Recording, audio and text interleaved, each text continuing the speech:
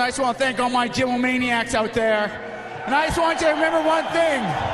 Don't forget to drink your protein shakes and read your science books. The victim has been identified. Friends and family, as well as UFC fans, are in mourning.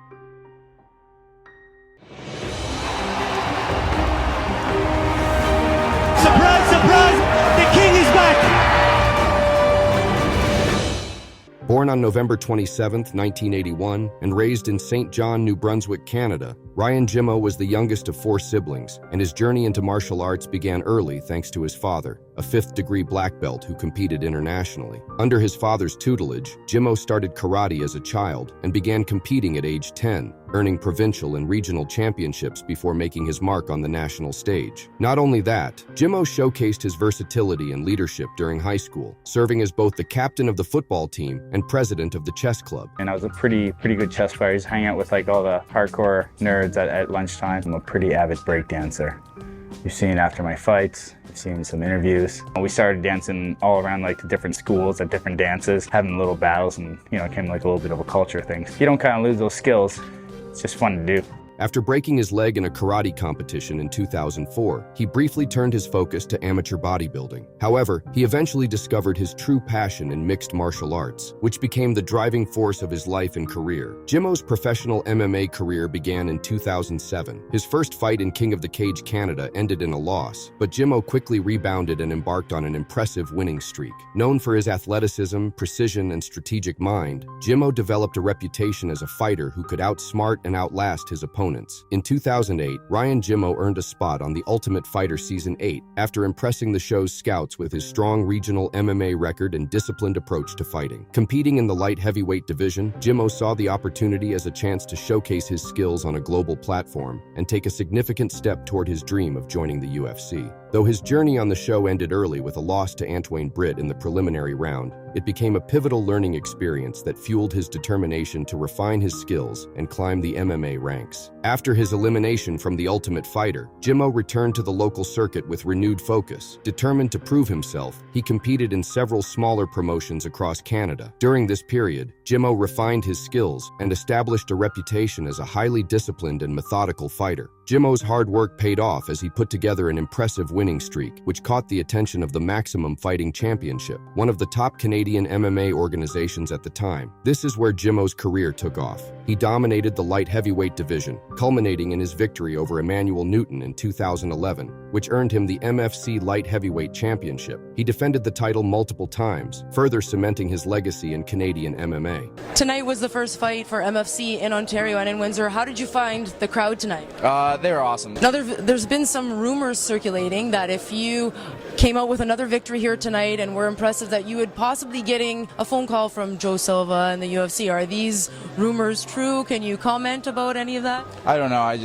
I'm not sure. That's all up to the management side, and if they like my performance, then we'll get the call. I've got one more fight left with the MFC. We'll fulfill that, and then we'll look at where we go from there. This dominance, combined with his championship credentials, eventually caught the eye of UFC scouts, leading to his signing in 2012. The UFC officially signed Jimmo, giving him the opportunity to compete on the sport's biggest stage. It's your UFC debut, but you have a lot of experience. You're a champion here in Canada. But what does that do to your headspace, knowing that not only is it your debut, but it's the first time the UFC's in Calgary and people have high expectations for you? When you get in the ring, there's only 2 guys in there. It's time for me just to showcase how good I am. Jimmo made an explosive debut at UFC 149, delivering a stunning 7-second knockout against Anthony Parash, tying the record for the fastest knockout in UFC history, and proving that he was ready to compete among the best in the world. This highlight moment showcased his explosive power and earned him widespread recognition. Ryan Jimmo quickly became a fighter to watch in the light heavyweight division. However, his subsequent UFC career was marked by mixed results. In his second fight, he faced James Tahuna, where he started strong, knocking Tahuna down in the first round. Despite the promising start, Jimmo lost via unanimous decision after being outworked in the later rounds. Jimmo bounced back with a victory over Igor Pokryak at UFC 161, demonstrating his well-rounded skill set and strategic approach with a decision win. However, injuries and tough competition began to hinder his momentum. He faced Jimmy Manawa at UFC Fight Night 30 in October 2013. where an unfortunate leg injury forced him to retire mid-fight. What exactly happened in that fight and how you had to rehab after that fight? Sat back on my ankle, got a type 2 sprain. Unfortunately, it wasn't a major injury, but something that would stop the fight. And, it took me couple of weeks of strengthening and like 6 to 8 weeks to get fully back all the way. I was lucky enough not to have something major happen. By the time he returned to face Sean O'Connell at the Ultimate Fighter Nations finale, Jimmo looked rejuvenated. He and I knew each other, so we were backstage at the weigh-in, but I had never done like a choreographed or premeditated anything at weigh-in. Since he and I knew each other and were friendly, he's like, well, let's do something funny, and we came up with the little wedding toast. Yeah, with the protein shakes. Yeah, link arms and whatever. Delivering a first-round knockout and earning a Performance of the Night bonus, proving that his hard work during his recovery paid off. Despite this success, his next fight against Ovince St. Preux at UFC 174 in June 2014 ended in a loss via submission, further challenging his UFC career trajectory. Ryan Jimmo had one final fight in the UFC against Francimar Barroso on May 30th, 2015. In a closely contested bout, Jimmo lost via split decision, which marked a turning point in his UFC career. Following this fight, Jimmo entered a period of contract renegotiation, where he was vocal about his dissatisfaction with the UFC's pay structure and overall treatment of fighters. The issue of sponsors had become well known, as starting in July 2015, UFC fighters were no longer allowed to wear their own sponsors' logos or gear during fight nights. Instead, they were required to wear Reebok-branded apparel after the company signed a landmark deal with the UFC. For higher-profile fighters, who were used to earning substantial pay from personal sponsorships, the UFC Reebok pay scale, which ranged from $5,000 to $10,000 per fight for most fighters, with up to $40,000 for champions, meant a noticeable reduction in income. Jimmo had been one of the most outspoken critics of the outfitting policy, and his outspoken advocacy for better fighter rights and compensation likely created tension with the organization, and ultimately, he was released from the promotion. Despite this setback, Jimmo remained determined to continue his MMA career and explore opportunities outside the UFC. With his UFC career behind him, Jimmo aimed to sort out his personal life and settle down while exploring opportunities in local circuits. But just as he found peace in the idea of starting a family, that happiness was about to be shattered into a million pieces. On June 26, 2016, after making the trip from their home in Phoenix, Arizona, to Jimmo's hometown of Edmonton, Canada, the UFC fighter and his fiancée, Roxy Reese, enjoyed a night out at the movies, just like any other couple. Midway through the screening of Independence Day Resurgence, Jimmo turned to Reese and, with love in his eyes, made a life-changing proposal. Roxy said yes in a heartbeat. It was the most beautiful day of their lives, and they planned to celebrate it at Jimmo's new home. But just minutes after they started driving home, things took a dark turn when they noticed a truck aggressively tailgating them. The truck, driven by who'd later be identified as Anthony Getchell, with passenger Jordan Wagner, followed them closely. To avoid any confrontation, Jimmo decided to pull off and let the truck pass. However, Getchell and Wagner continued to follow them, with the former becoming even more aggressive in tailgating. Jimmo turned into a parking lot outside a bar called the H2O Lounge around 12:15 a.m., hoping to defuse the situation, but Getchell followed them into the lot as well.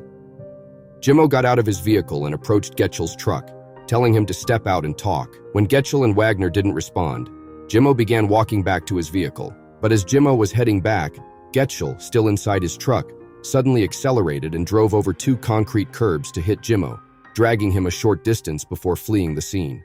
Bystanders quickly rushed to help Jimmo, and paramedics arrived soon after, but the damage was too severe. I came walking into the parking lot and I seen a man lying face down in a pool of blood.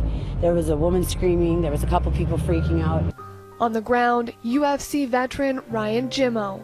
I sat and I coached the guy to stay alert, stay breathing, stay focused on my voice. Jimmo was rushed to hospital but later died of his injuries. Police say he was involved in an argument with another driver. The two vehicles pulled into this parking lot. Jimmo got out and approached the other vehicle, but as he walked back to his own car, he was run over. On the way to the hospital, Jimmo suffered a cardiac arrest in the ambulance and was pronounced dead upon arrival. Former MMA wrestler Ryan Jimmo is dead. His friends and fans commenting on social media, saying how much he will be missed. Jimmo, who went by the name The Big Deal, was 34. We had some pretty tragic news happen yesterday in the MMA community, specifically in Canadian MMA, and Ryan Jimmo was involved in a hit-and-run accident. He was killed, 34 years of age. Just very tragic news. It's a tragic loss. It just sucks that happens, something so tragic, so devastating at such a young, early age. You know, my condolences to his family and all of his friends, his teammates, his coaches. I've only interviewed Ryan the one time. He was a great guy, great personality. I've heard nothing but great things about him, and I think that, you know, the only positive about all of this is that you're seeing all the people who really did love and support Ryan, and it's great to see people sort of relive memories with him. So hopefully justice will be served. Yeah, absolutely. But however, that being said, justice will never be served. Yeah. We live in Canada. You understand what I mean? Yes. The guy will go to jail. That's not justice. The next day, Getchell attempted to cover his tracks by hiding his truck in the Mill Creek Ravine and changed the license plates after falsely reporting it as stolen.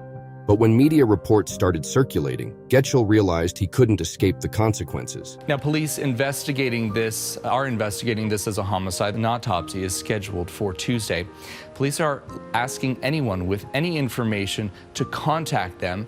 They say that there were at least 2 white men in that pickup truck that sped away after the altercation. The untimely passing of Ryan Jimmo on Sunday from a hit-and-run incident in Edmonton, passing away far too young, Robin, at the age of 34, a real senseless act. He was a really great fighter, man. When somebody passes away young, you know, it stops everybody in the tracks for a minute. You think about it, but he was just such a sweet guy, like just this very likable, charming goofball of a guy.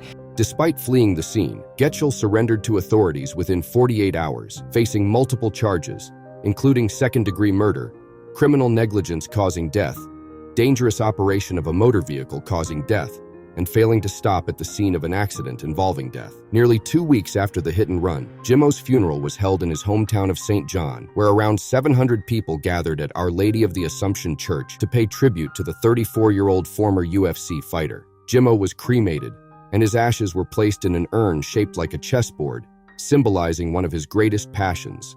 Oh, wow, it just was so overwhelming, the stories that I've heard. The people that came in and out of the funeral parlor and came to the church for the funeral, and it's just, wow, very overwhelming for this little boy that grew up in St. John, New Brunswick, you know, it just, and he was mine.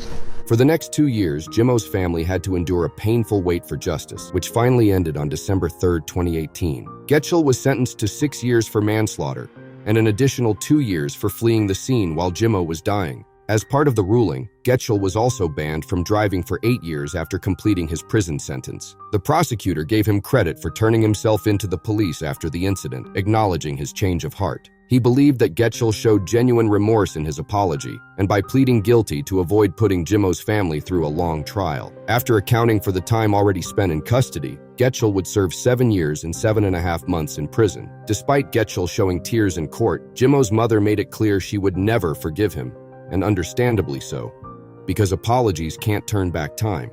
This is one of those situations you can take from it and you can look, life might catch some of us early, you know, you might get stopped early, but that guy went and did all the things he loved to do. He lived his life as an adventurer and traveled to totally the beat of his own weird robotic drum and enjoyed his life and lived his life his way. And if you take that from it and you think about that, you can use it to think about your own life. Ryan Jimmo's story is one of heartbreak and senseless violence, a tragedy that claimed his life and left others, especially his fiancée, shattered. What should have been the happiest day of her life turned into a nightmare she could never forget. The 8-year sentence handed down for such a heinous act feels far from adequate, and it's a punishment that pales in comparison to the gravity of the crime committed. What's your favorite memory of Ryan Jimmo? Share your thoughts in the comments below. If you enjoyed this video, don't forget to hit that subscribe button and turn on notifications so you never miss an upload. The MMA community reacts to the 6th passing of an MMA fighter in the first half of 2016.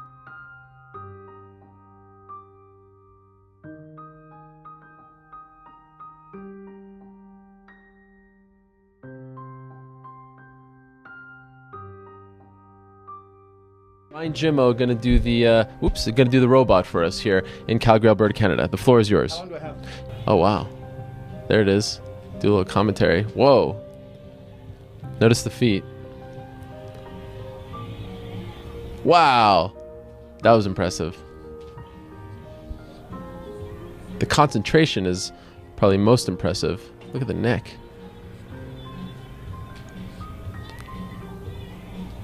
Wow. No sound effects? Sometimes people do so. Okay, I didn't mean to get you out of your zone there. You were doing good. That's it? Okay, yeah.